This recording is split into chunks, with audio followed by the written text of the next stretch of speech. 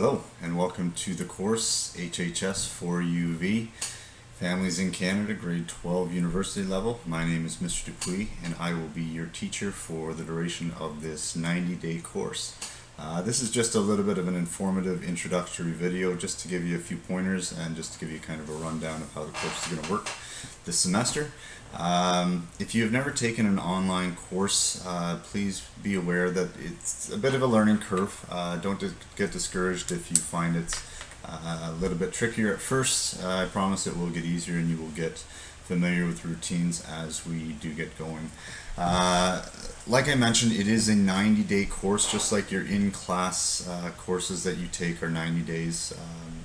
So that's a Monday to Friday, add those up. Got 90 days. Please make sure that you are gauging to have 90 days in this course. So if you are booking a 3-week holiday at the end of the course, please keep in mind that is crunch time for final summatives, which is a big chunk to your mark. You're not supposed to be doing that, and accommodations will not be made for that. So please don't do that. Please make sure that you are scheduled to be in the course for 90 days. It is expected that you are logging on every single day, Monday to Friday. Any day that you're supposed to be in class at school, you're supposed to be on this course as well. So that being said, weekends, long weekends, holidays, PA days, PD days, those are not days that you will have lessons scheduled and work scheduled. You are more than welcome to work on work that's that is presently being assigned, but those are not days that I will be assigning new work, because I won't be logging on on those days. As far as the expectations for time on the computer, in a regular class you're to be in class for 75 minutes a day. That for this course there's no difference. You should be logging on a minimum of 75 minutes per day, Monday to Friday. Certain classes or certain modules will require a bit more time, which would be like the same as you having homework at night after school. So between 75 minutes to 2 hours is pretty standard per day. You have a 75-minute block of time scheduled. Your guidance counselor scheduled that within your own schedule. Feel free to use that for this course. That's what it's been scheduled, therefore it is not a spare. It has been assigned as this course time. That being said, if you want to use that 75 minutes to work on your other coursework and homework that was assigned from other courses, feel free. That means that you'll be working on this on your own time in the evening or what have you. That's one of the nice things about an e-learning course, is you do have that flexibility as to when you log on in that day. That being said, we'll talk about due dates in a little bit. Don't plan on not logging in Monday, Tuesday, Wednesday, and then Thursday put in a killer day and try to make up for all the work that you have missed Monday to Wednesday, because oftentimes there will be assignments that were already due by Wednesday or Tuesday. And if you're not logged in Monday to Wednesday, you will have missed those assignments. And as far as making those assignments up, there's some limited flexibilities there. This is a 4U course. So as far as expectations, if you're looking for that 4+ grade, for that 80 to 90% or above grade, it is, as in your other courses, it is expected that you go above and beyond the expectations. The assignment expectations are outlined, and those teach you, those will get you, to that level 3+. If you're expecting to go above and get an 80+. You have to meet all those expectations and then some, go above and beyond. So if that's what you're shooting for, make sure that you are daily putting in the workload to gain those marks that you're looking for. As far as daily, what you should be doing, every day I'll post a news item, or at least every module there'll be a new news item, which will be located on the course homepage. So get into the course homepage, you'll see a news item there. Make sure you're reading it through. It'll outline not only the daily work that you're supposed to be doing that day, but it'll also have the due dates for those assignments. Those due dates will also be clearly laid out on the assignment tracking sheet, which we'll talk about later. But that assignment tracking sheet I've made available not only in one of the first news items, but it's also available under the important stuff links on the far right. I believe I put it on the right side of your course homepage. As far as the when the news items are released, if I release a new news item, it will be released at 12 a.m., which is the very first minute of the new day. So that's when that news item will be released. In addition, that's when that particular module will become available, as well as the Dropbox will become available, where you can put your finished assignments. As a minimum, you have 48 hours from the time that that assignment has been posted, from that news item has been posted. You'll have a minimum of 48 hours until that Dropbox will close. So, for example, if on Monday at midnight, so at 12 a.m., I release a new news item, that Dropbox will have been opened, that assignment will have been released, and you will be able to see it.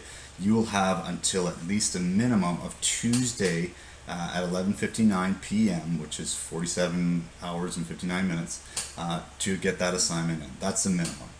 So for those who do have IEPs that require accommodation for additional time, please keep in mind that that additional time has already been written into the course. So coming to me and saying I needed more time than the 48 hours that I was given because I have an accommodation, unfortunately that 48 hours is up to you to figure out when you're going to be booking in your time to complete it. So make sure that you are being responsible for that.